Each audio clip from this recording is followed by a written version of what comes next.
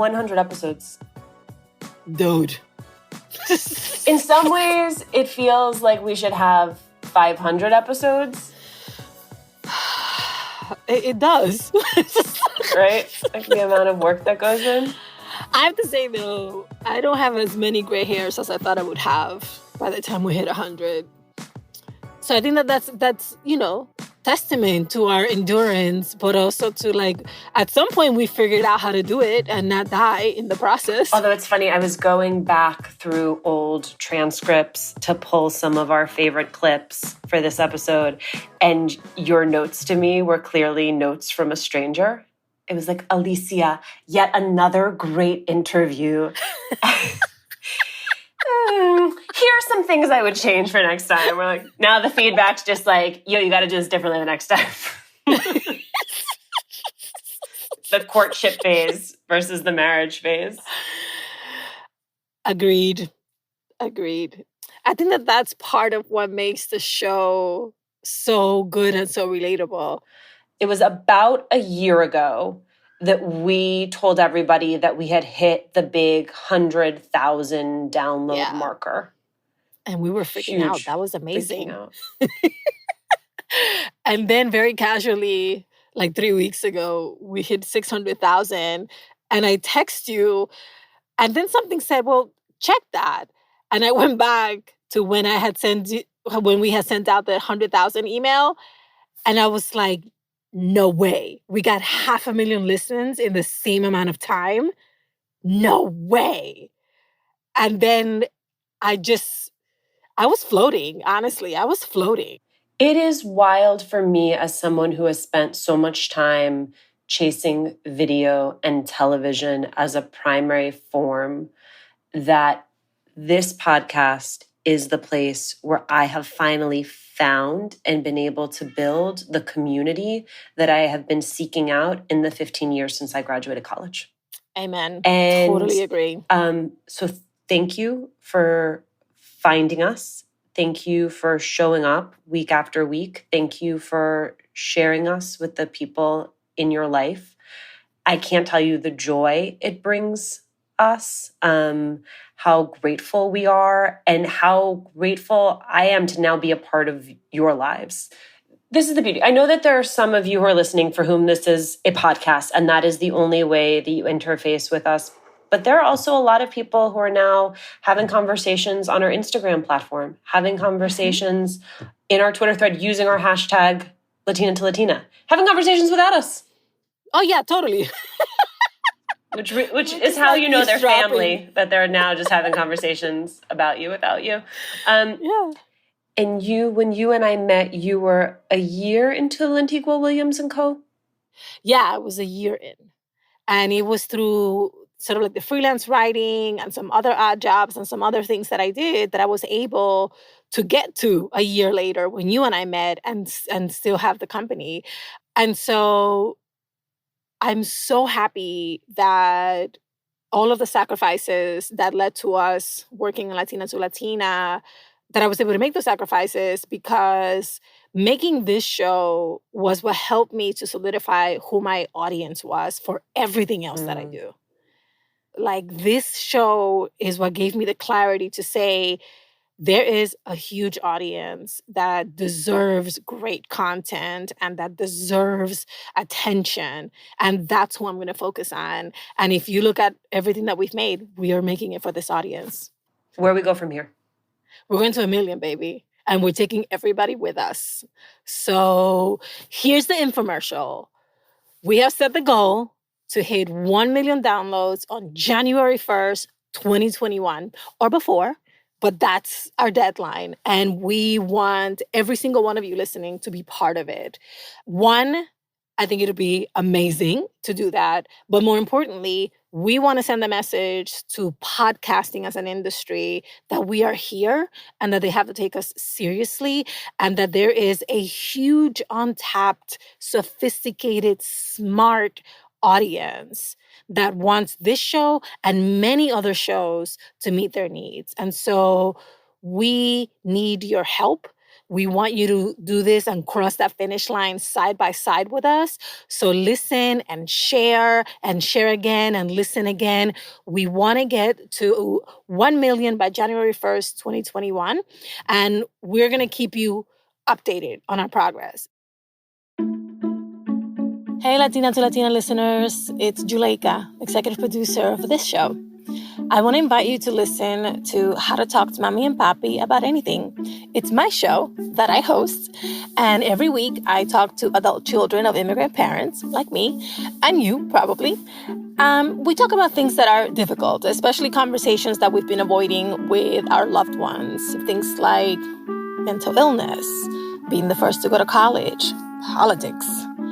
We get into all of it.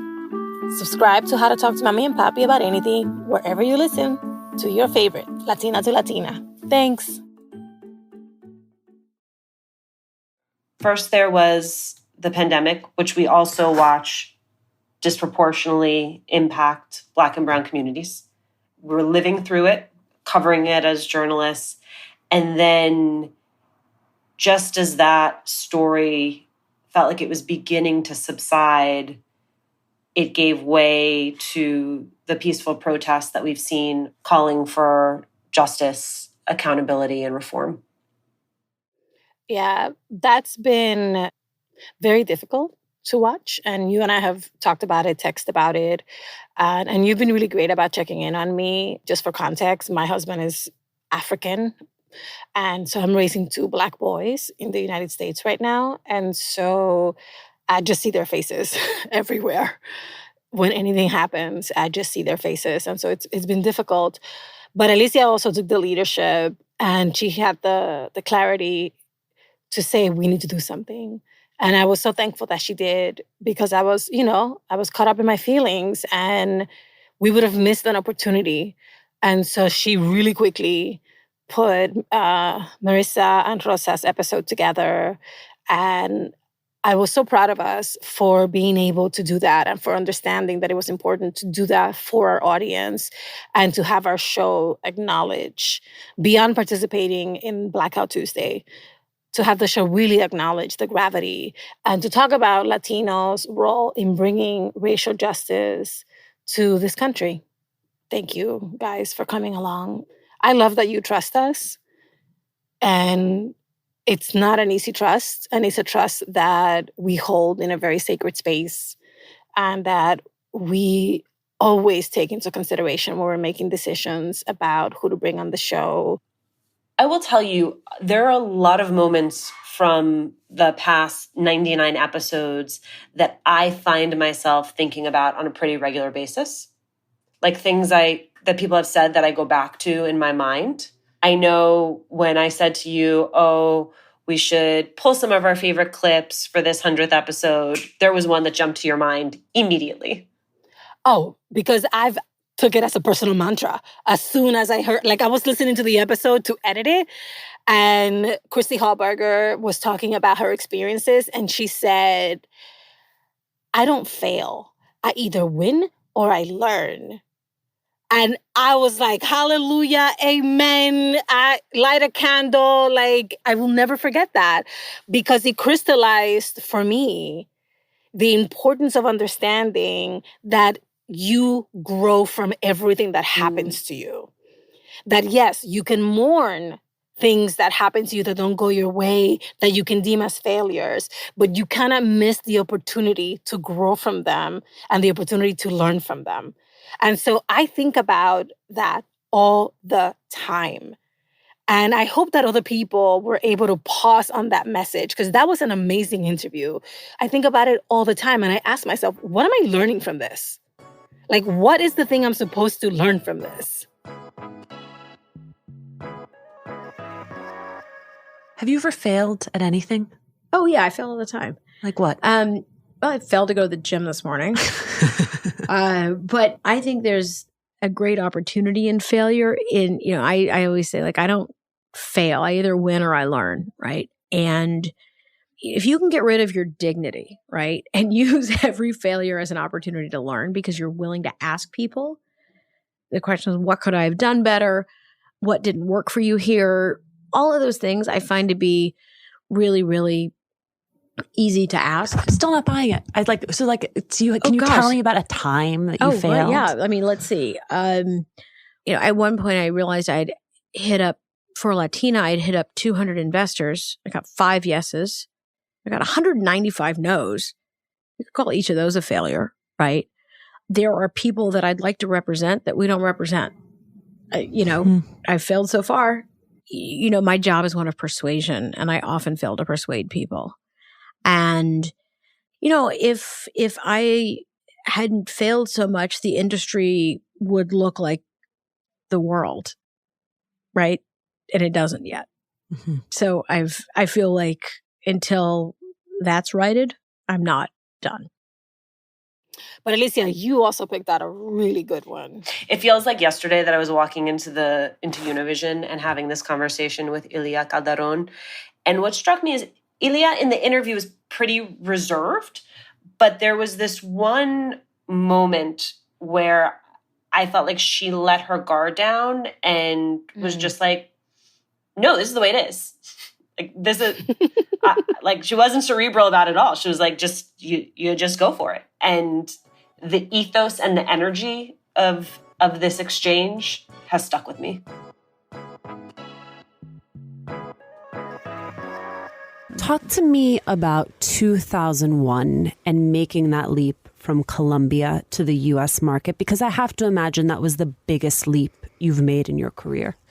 I was in Colombia working for CME, one of the main newscasts in prime time. I came to the United States on vacation, and I wanted to know. Like other people come to Miami and they go to live in South Beach. You swung by Telemundo. I wanted to go to Telemundo to see how the journalists that I used to see work. So I went there through a friend that works there. They gave me a tour. And when I sat down with Maggie Van der Water, I want to mention her name because she was the one that changed everything. She told me, what do you do? I said, I'm a news anchor in Colombia. But why didn't you do the casting in Colombia? I said, what casting? Well, 8 months ago, we went to Colombia and we had a casting. We brought the main anchors in the country and you were not there. I said, well, no one told me about a casting. She said, would you do a casting now?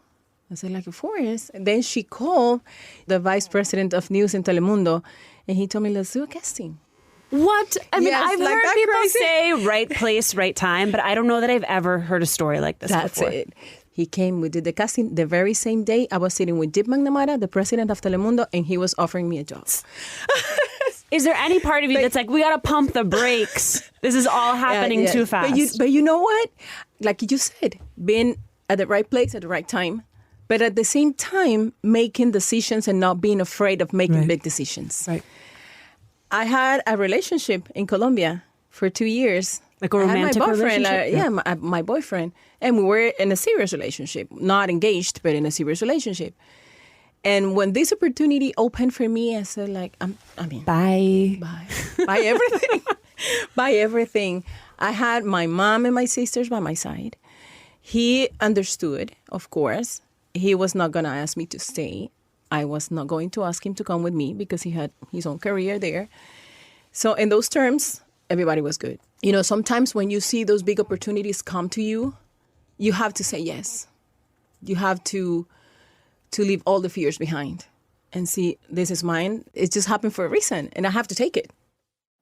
We imagined this to be very much conversations about Latinas' professional journeys, and that certainly is where we've put our focus. But it is a lot of the personal moments that have really stayed with me. Same. I definitely agree with that. I mean, I've definitely learned a lot from hearing about people's professional journeys, but the imprints, the things that have really lingered with me have been things like hearing Nina Vaca, right, who started a company with $300 and now is the sole proprietor of a company valued at $1 billion, right? Hearing about how they lost her father and how that emptiness that losing a parent leaves in you, in your spirit, how that has really propelled her, not just to achieve, but to bring a ton of people with her. Honestly, hearing her talk about her dad helped me to think about my dad, which is a subject that I basically just avoid. And it gave me a little bit of pause about the need for me to create a place for that emptiness and to acknowledge it. Your parents owned a travel agency. By 15, you were basically a travel agent. For sure. 100%. My sister and I would race to see who could do a reservation faster than the other. And everything changed when my father brought a Sabre dumb terminal to the business. Yep. It was our first computer. It was with the green screen, and it transformed my father's business. It revolutionized it. It was a very manual business. Back then, you used to actually handwrite tickets. And so we used to keep the ticket stock in the back room along with the plates in a safe, and that was very valuable to a thief. Because that is the challenge of talking about the travel agency, which has both brought incredible opportunity into your family's life and also incredible tragedy. Yeah. Can you tell us what happened? When I was 17, I woke up one day and I found out that my father had been murdered in his travel agency. Because we kept the ticket stock in the back and they were blank and the plates of every single airline was there, it became very valuable. My family was devastated. My father left behind 5 children, and we were devastated. My father didn't have any life insurance. There was no 401k program. To say that it was a devastation in our family would be an understatement. And so we decided that the best way for us to propel the family is to actually get an education. And my sister made me a promise. She said, it's either me or you. And we decided that I was going to go to college. So I went to my mother and I asked her if she would put me through school. I told her I didn't want to run the business any longer. My sister backed me up and encouraged my mother to sell the business. And my mother sold the business, and my mother and my older sister put me through school. If it weren't for my sister and my mom, I wouldn't have a college education. And that college education is the beginning of a 23-year story. All right, so you guys know Alicia cries on average 1 out of 4 episodes. I mean, I've already cried this episode. Thank you very much. That's rounds it up. Okay, so 1.7 times out of every 4 episodes. But her interview with Juleyka Prado, the founder of Rizos Curls, had me crying. We caught Juleyka in this amazing moment where she had just learned that her product line was going to be picked up at Target. And so very often when we're sitting down, we're talking with people, those milestones are in the rear view, and she was in it. And so the emotion and the reality of it was so real. But I think part of the reason that you and I remember that, and you'll hear it in a second, is there is a lot of emotion, a lot of gratitude, a lot of love. And then she pivots so fast to the reality of the moment we're in when it comes to opportunity for Latinas, that second part gave me whiplash. Take a listen.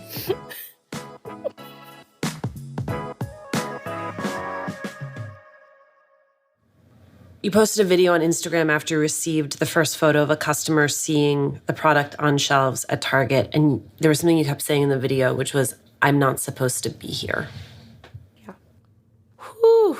Oh, yeah. So that makes me really emotional because it's true. I feel like, I don't know if it's like imposter syndrome or what it is, but I feel like it's different when you grow up in communities where like that never happens. You know, like when you don't see like when you think of entrepreneurs, I feel like a lot of times like that word never gets attributed to Latinos, never gets attributed to like somebody who, comes from immigrant parents. So I feel like for me and, my customer and my family, being on that shelf, it isn't just like a product being on the shelf. It's a testament to like all of my family and my community's hard work and determination.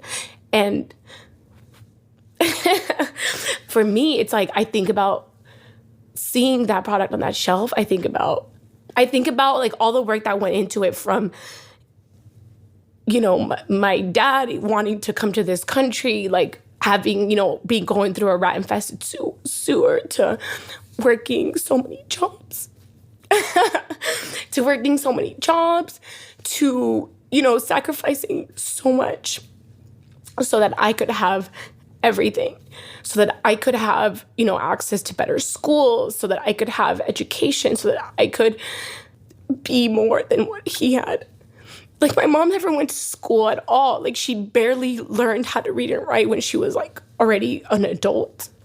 So I think for me, when I say that, it just means, like, people that grow up like that, you just think, like, that could never be me. That's where it comes from. I'm going to ask you one last question. What is your advice for other Latinas who want to make products for other women? Oh, my God. So my advice is, I don't know if you guys have read I think it's a 2019 Nielsen report on Latinas 2.0. Sorry, you just hard pivoted back to your MBA school days. Let me just tell these women. You're like, let me just wipe this tear off and talk to you about some statistics. And take y'all to school real quick. Let me just tell y'all. I don't know if you guys have read it. If you haven't, download it. Look up Latinas 2.0 Nielsen report. It's about a 55-page report analyzing Latinas in every single industry as consumers and showing how much power and how extraordinary they are, and how they are drivers, economy drivers, they are trend drivers, they are drivers in every single industry, from music to art to culture to food, everything, right? Take that report and know that report told every single big company that probably doesn't care about us, doesn't understand us, that has a workforce that doesn't look like us. And they're out here trying to now capture this market. But you guys have an advantage. If you, Latinas, you don't just create a product, you create a solution to a problem. Y'all already have an advantage in that you understand these problems. So therefore, creating a solution is so much easier for you because you come with this insight. What they have to pay so much money and research and, hire, onboard all these people and do all these things, you already know innately because you are who you are. And you know how to speak to your consumer better than anybody with millions of dollars. Like, my mantra has always been, what you lack in marketing dollars, you make up for it in creativity and hustle. And let me tell you, so many of these Latinas that I meet whenever I do these events, y'all are mothers, y'all have a side job, y'all make hats, y'all have you guys wear so many different hats and are just so talented. You can create things. You're a producer. You are an innovator. You have so much more power and insight than you know. We asked for you all to send us notes in honor of the 100th episode, and you did not disappoint. Not at all. I will say I cried listening to these the first time. I cried listening to these the second time. So I only cried the first time. I know. Listen, we get it. You're the strong one. Let's let them play because they speak for themselves. Felicidades a Latina, tu Latina on your 100th episode. Wow, 100th was just added to the list of difficult words for me to pronounce in English. Anyways, I cannot wait for 100 episodes more of conversations that are simultaneously deep and funny and íntimas and geniales. What I love most about this podcast is Alicia's way of crafting the perfect question every single time. Everyone sounds like they are being their authentic selves, and that is truly precious. Gracias, Latina to Latina. Un abrazo grande. Hi, Latina to Latina. Your podcast is one of my favorites. I absolutely love all the stories. I loved learning about the likability trap. I loved Lilam Rivera's quote about how, for us Latinas, failure is simply not an option. And your podcast allows me to unpack so many different things, which is great and allows me to figure out different things too. And it opens up conversations with me and other Latinas in healthcare, which is what I am. And it inspired me to start my very own podcast. You guys are amazing. Keep doing what you're doing. Thank you. Hello, beautiful people over at Latina to Latina. This is Diana, your biggest fan. I just wanted to say congratulations on your 100th episode. And I want to tell you that I absolutely adore the show. I've laughed, I've cried, I've been inspired by listening to all the interviews. And you inspired me to create my own podcast. And also, you helped me overcome my fear of driving because I drove all the way out to New Jersey to see you talk to Dolores Huerta. And that was like one of the best days of my life, literally. I overcame my fears. I met Alicia and Juleyka in person. And I met Dolores Huerta. So it was an all-around awesome day. I wish you much, much, much, much success. Lots of more amazing conversations, and keep lifting up all the voices and the stories of all the amazing Latinas. So congrats again. Alicia, congratulations to you and Juleyka and the rest of your team on your 100th episode. It's my Ride or Die podcast and the only podcast that I look forward to week after week. Thank you for creating the space for Latinas to share their stories, honor their sacrifices, and celebrate their accomplishments. Especially that episode with Julissa. Am I the only one that cried listening to it? I'm proud to be a listener and a supporter, and here's to 10,000 more episodes. Felicidades. The first Latina to Latina episode that I listened to was Ramona Rosales. This was the first time that I was listening to a podcast that was really directed to the Latin community, and I, being Puerto Rican, on my father's side, I always felt that I identified as Puerto Rican, but that others didn't see me that way. And I downplayed maybe parts of that. And listening to your podcast had made me feel so much more connected to my community, to my family, to myself as a Puerto Rican woman, as a Puerto Rican artist. And I'm forever grateful. Thank you. Hi, Alicia and Latina to Latina. Congratulations on this 100 episode milestone. That is such an impressive body of work, of which I'm sure you're very proud, as you should be. I am a Latina myself that recently relocated from San Diego in Southern California to Portland, Oregon for the editorial job that I'd been chasing for some time.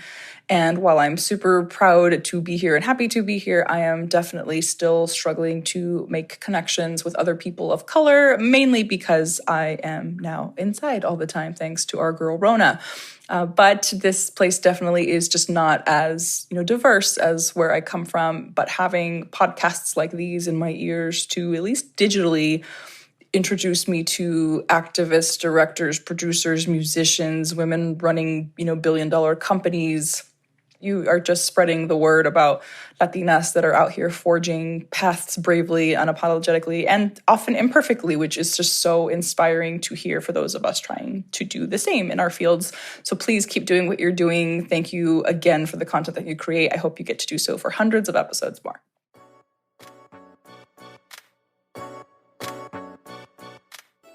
That was Ana Damaris, Diana, Joaquin, Tina, and Vanessa. Thank you for your beautiful words, and thank you to all of our listeners who sent us your voice notes. We're always curious about how you experience this thing that we're putting into the world and making with so much love.